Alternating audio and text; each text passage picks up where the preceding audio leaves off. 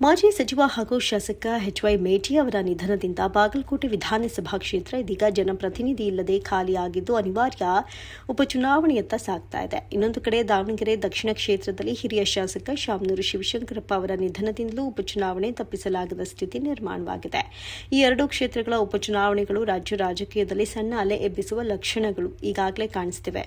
ಬಾಗಲಕೋಟೆ ವಿಷಯಕ್ಕೆ ಬಂದರೆ ಉಪಚುನಾವಣೆಗೆ ಇನ್ನೂ ಅಧಿಕೃತ ವೇಳಾಪಟ್ಟಿ ಘೋಷಣೆ ಆಗಿಲ್ಲ. ಆದರೂ ಕಾಂಗ್ರೆಸ್ ಮತ್ತು ಬಿಜೆಪಿ ಬೆಂಬಲಿಗರು ಈಗಾಗಲೇ ಸಾಮಾಜಿಕ ಜಾಲತಾಣಗಳಲ್ಲಿ ಪ್ರಚಾರ ಆರಂಭಿಸಿರುವುದು ಗಮನಾರ್ಹ. ಎಚ್.ವೈ. ಮೇಟಿ ಅವರ ಕುಟುಂಬದ ಬೆಂಬಲಿಗರು ಭಾವಿ ಶಾಸಕರು ಉಮೇಶ್ ಮೇಟಿ ಎಂಬ ಫೇಸ್ಬುಕ್ ಖಾತೆ ತೆರೆಯುವ ಮೂಲಕ ರಾಜಕೀಯ ಸಂದೇಶ ರವಾನಿಸಲು ಶುರು ಮಾಡಿದ್ದಾರೆ. ಉಮೇಶ್ ಮೇಟಿ ಹಾಗೂ ದಿವಂಗತ ಎಚ್.ವೈ. ಮೇಟಿ ಅವರ ಭಾವಚಿತ್ರದ ಜೊತೆಗೆ ಹಿಂಬದಿಯಲ್ಲಿ ವಿಧಾನಸೌಧದ ಫೋಟೋ ಹಾಕಿರುವುದು ಕುಟುಂಬದ ಸದಸ್ಯರನ್ನೇ ಕಣಕ್ಕಿಳಿಸಬೇಕು ಎನ್ನುವಂತಹ ಒತ್ತಡದ ಸಂಕೇತ ಅಂತ ಕಾಣಿಸ್ತಾ ಇದೆ. ಇತ್ತ ಬಿಜೆಪಿಯಲ್ಲೂ ಸುಮ್ಮನೆ ಕುಳಿತಿಲ್ಲ. ಮಾಜಿ ಶಾಸಕ ವೀರಣ್ಣ ಚರಂತಿಮಠ ಅವರ ಬೆಂಬಲಿಗರು ಅವರ ಫೋಟೋಗಳನ್ನು ಹಂಚಿಕೊಂಡು ಪ್ರಚಾರದಲ್ಲಿ ತೊಡಗಿದ್ದಾರೆ. 2008 ರಿಂದ 2023 ನಡೆದ 4 ವಿಧಾನಸಭಾ ಚುನಾವಣೆಯಲ್ಲಿ ಬಾಗಲಕೋಟೆ ಅಂದರೆ ಎಚ್.ವೈ. ಮೇಟಿ ಹಾಗೂ ವೀರಣ್ಣ ಚರಂತಿಮಠ ನಡುವಿನ ನೇರ ಪೈಪೋಟಿಯಾಗಿತ್ತು.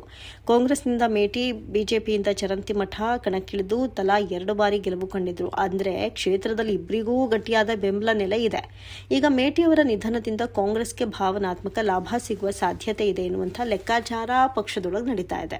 ಕಾಂಗ್ರೆಸ್ ವಲಯದಲ್ಲಿ ಮೇಟಿ ಕುಟುಂಬದಿಂದಲೇ ಅಭ್ಯರ್ಥಿ ಬರ್ತಾರೆ ಎನ್ನುವಂತಹ ಮಾತು ಜೋರಾಗಿದೆ. ಸಾಮಾನ್ಯವಾಗಿ ಉಪಚುನಾವಣೆಗಳಲ್ಲಿ ನಿಧನರಾದ ಶಾಸಕರ ಕುಟುಂಬದವರಿಗೆ ಟಿಕೆಟ್ ನೀಡುವ ಸಂಪ್ರದಾಯವೂ ಇದೆ. ಮೇಟಿ ಅವರ ಪುತ್ರರಾದ ಮಲ್ಲಿಕಾರ್ಜುನ್ ಮೇಟಿ ಮತ್ತು ಉಮೇಶ್ ಮೇಟಿ ಹೆಸರುಗಳು ಹೆಚ್ಚು ಕೇಳಿ ಬರ್ತಾ ಇದೆ. ಇಬ್ಬರೂ ರಾಜಕೀಯ ವಾತಾವರಣವನ್ನು ಹತ್ತಿರದಿಂದ ನೋಡಿಕೊಂಡೇ ಬೆಳೆದಿದ್ರು ನೇರವಾಗಿ ಚುನಾವಣಾ ಕಣಕ್ಕೆ ಇಳಿಯೋದು ಇವರಿಗೆ ಮೊದಲ ಅನುಭವ. ಅನುಭವದ ಕೊರತೆ ಕ್ಷೇತ್ರದ ಮೇಲೆ ತಂದೆಯಷ್ಟೇ ಹಿಡಿತ ಇದೆಯಾ ಅನ್ನುವಂತಹ ಪ್ರಶ್ನೆಗಳು ಇದೆ ನೋಡಿ. ಆದರೆ ಎಚ್.ವೈ. ಮೇಟಿ ಅವರು ಮುಖ್ಯಮಂತ್ರಿ ಸಿದ್ದರಾಮಯ್ಯ ಅವರ ಅತ್ಯಂತ ಆಪ್ತರಾಗಿದ್ದವರು. ಜೊತೆಗೆ ಸಿಎಂ ಅವರೇ ಸೇರಿದ ಸಮುದಾಯಕ್ಕೆ ಮೇಟಿ ಕುಟುಂಬವೂ ಸೇರಿರೋದ್ರಿಂದ ಟಿಕೆಟ್ ಹಂಚಿಕೆಯಲ್ಲಿ ಸಿದ್ದರಾಮಯ್ಯ ಅವರ ಅಭಿಪ್ರಾಯವೇ ನಿರ್ಣಾಯಕವಾಗುವಂತಹ ಸಾಧ್ಯತೆ ಹೆಚ್ಚಿದೆ ಎನ್ನುವಂತಹ ಮಾತು ಪಕ್ಷದೊಳಗೆ ಕೇಳಿ ಬರ್ತಾ ಇದೆ. ಇತ್ತ ಬಿಜೆಪಿ ಕಡೆ ನೋಡಿದ್ರೆ ವೀರಣ್ಣ ಚರಂತಿಮಠ ಅವರಿಗೆ ಮತ್ತೆ ಟಿಕೆಟ್ ಸಿಗುವಂತಹ ಸಾಧ್ಯತೆ ಹೆಚ್ಚಾಗಿದೆ. ಬೇರೆ ಯಾರಿಗಾದರೂ ಅವಕಾಶ ಸಿಗುವ ಲಕ್ಷಣಗಳು ಕಡಿಮೆ. ಆದರೆ ಬಿಜೆಪಿ ಒಳಗಿನ ಭಿನ್ನಮತ ಇನ್ನೂ ಸಂಪೂರ್ಣವಾಗಿ ಶಮನವಾಗಿಲ್ಲ. ಇದೇ ವಿಚಾರ ಉಪಚುನಾವಣೆಯಲ್ಲಿ ಬಿಜೆಪಿ ಅಭ್ಯರ್ಥಿಗೆ ತಲೆನೋವಾಗಿ ಪರಿಣಮಿಸಬಹುದು. ಒಟ್ಟಾರೆ ಬಾಗಲಕೋಟೆ ಉಪಚುನಾವಣೆ ಸುಲಭದ ಕಣ ಅಲ್ಲ, ಎರಡೂ ಪಕ್ಷಗಳಿಗೂ ಪ್ರತಿಷ್ಠೆಯ ಪ್ರಶ್ನೆಯಾಗಲಿದೆ. ದಾವಣಗೆರೆ ದಕ್ಷಿಣ ಕ್ಷೇತ್ರದಲ್ಲೂ ಕಾಂಗ್ರೆಸ್ ಮತ್ತು ಬಿಜೆಪಿ ನಡುವೆ ತೀವ್ರ ಪೈಪೋಟಿ ನಿರೀಕ್ಷಿಸಲಾಗಿದೆ. ಶಾಮನೂರು ಶಿವಶಂಕರಪ್ಪ ಅವರಂತಹ ಹಿರಿಯ ನಾಯಕನ ನಂತರ ಕ್ಷೇತ್ರವನ್ನು ಹಿಡಿದಿಟ್ಟುಕೊಳ್ಳುವುದು ಕಾಂಗ್ರೆಸ್ಗೆ ಸವಾಲಾಗಲಿದೆ. ಅಲ್ಲಿ ಕೂಡ ಕುಟುಂಬ ರಾಜಕಾರಣ, ಸಮುದಾಯ ಲೆಕ್ಕಾಚಾರ, ಸ್ಥಳೀಯ ನಾಯಕತ್ವ ಎಲ್ಲವೂ ಪ್ರಮುಖ ಪಾತ್ರ ವಹಿಸುವ ಸಾಧ್ಯತೆ ಇದೆ. ರಾಜ್ಯ ರಾಜಕೀಯದ ದೊಡ್ಡ ಚಿತ್ರ ನೋಡಿದ್ರೆ ಕಾಂಗ್ರೆಸ್ ಸರ್ಕಾರ ಅಧಿಕಾರಕ್ಕೆ ಬಂದ ಬಳಿಕ ಇದುವರೆಗೆ 4 ಕ್ಷೇತ್ರಗಳಿಗೆ ಉಪಚುನಾವಣೆ ನಡೆದಿದೆ. 3 ಶಾಸಕರು ಸಂಸತ್ ಚುನಾವಣೆಗೆ ಸ್ಪರ್ಧಿಸಲು ರಾಜೀನಾಮೆ ನೀಡಿದ್ರಿಂದ ಸ್ಥಾನಗಳು ತೆರವಾಗಿದ್ದವು.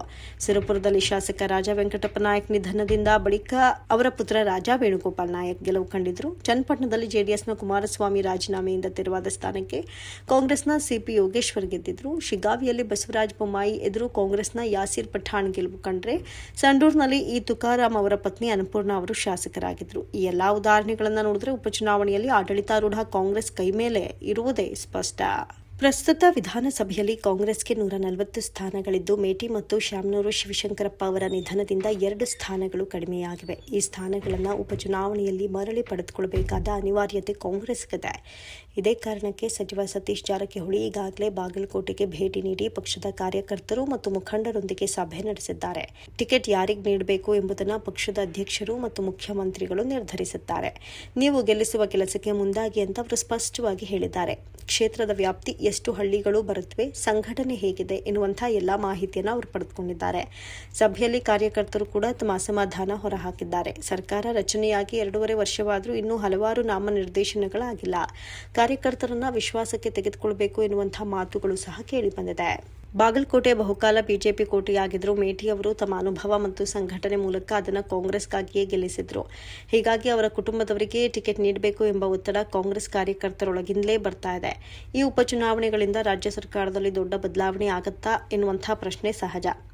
ಸಂಖ್ಯಾಬಲದ ದೃಷ್ಟಿಯಿಂದ ನೋಡಿದ್ರೆ ಕಾಂಗ್ರೆಸ್ ಸರ್ಕಾರಕ್ಕೆ ತಕ್ಷಣದ ಅಪಾಯ ಇಲ್ಲ. ಆದರೆ ಬಾಗಲಕೋಟೆ ಮತ್ತು ದಾವಣಗೆರೆ ದಕ್ಷಿಣ ಎರಡೂ ಕ್ಷೇತ್ರಗಳಲ್ಲಿ ಫಲಿತಾಂಶ ಕಾಂಗ್ರೆಸ್ ವಿರುದ್ಧ ಬಂದರೆ ಸರ್ಕಾರದ ಮೇಲಿನ ರಾಜಕೀಯ ಒತ್ತಡ ಹೆಚ್ಚಾಗೋದಂತೂ ಪಕ್ಕ. ಒಳಪಕ್ಷೀಯ ಅಸಮಾಧಾನ, ನಾಯಕತ್ವದ ಪ್ರಶ್ನೆಗಳು ಮತ್ತೆ ಅದೇ ಚರ್ಚೆಗೆ ಬರಬಹುದು. ಅದೇ ಸಮಯದಲ್ಲಿ ಕಾಂಗ್ರೆಸ್ ಎರಡೂ ಕ್ಷೇತ್ರಗಳನ್ನು ಗೆದ್ದರೆ ಸರ್ಕಾರದ ಸ್ಥಿರತೆ ಇನ್ನಷ್ಟು ಗಟ್ಟಿಯಾಗುತ್ತೆ ಮತ್ತು ವಿರೋಧ ಪಕ್ಷಗಳ ಆತ್ಮವಿಶ್ವಾಸಕ್ಕೆ ಹೊಡೆತ ಬೀಳುತ್ತೆ. ಒಟ್ಟಾರೆ ಬಾಗಲಕೋಟೆ ಮತ್ತು ದಾವಣಗೆರೆ ದಕ್ಷಿಣ ಉಪಚುನಾವಣೆಗಳು ಕೇವಲ 2 ಕ್ಷೇತ್ರಗಳ ಕದನ ಮಾತ್ರವಲ್ಲ, ಇದು ಕಾಂಗ್ರೆಸ್ ಮತ್ತು ಬಿಜೆಪಿಗೆ ಪ್ರತಿಷ್ಠೆಯ ಸಮರ ಅಂತಲೇ ಹೇಳಬಹುದು. ಯಾರಿಗೆ ಗೆಲುವು ಒಲಿಯುತ್ತೆ ಎಂಬುದು ಮತದಾನದ ಬಳಿಕವೇ ಗೊತ್ತಾಗಲಿದೆ. ಆದರೆ ಈಗಿನಿಂದಲೇ ರಾಜಕೀಯ ರಂಗ ಬ್ಯುಸಿಯಾಗಿರೋದು ಮಾತ್ರ ಸ್ಪಷ್ಟ.